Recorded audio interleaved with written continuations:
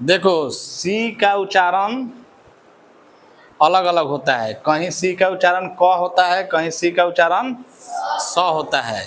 यानी सी का साउंड कहीं क होता है तो सी का साउंड तो सी के बाद ए ओ यू और एल रहने पर सी का उच्चारण क्या होगा? क। जैसे कैट, कैच, कॉल। और भी आ सकता है। ओ क्या रहेगा? ओ रहेगा तो क्या होगा? कोट। क का उच्चारण हो रहा है कॉपी, डिस्कवर। एल आ रहा है तो इसको क्या पढ़ेंगे? Cloud, cloth, clever. यू आ रहा है तो क्या होगा? Cup, etc.. समझ में आ गया? अब सी का उच्चारण साउंड क्या होगा?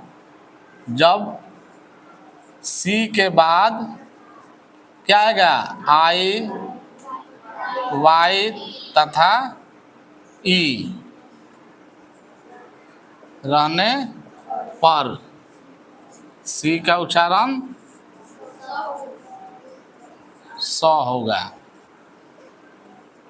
जैसे सिटी, देखो आई आ रहा है सर्कल, सिनेमा। वाई आ रहा है तो क्या होगा? Cycle, cyber, cylinder.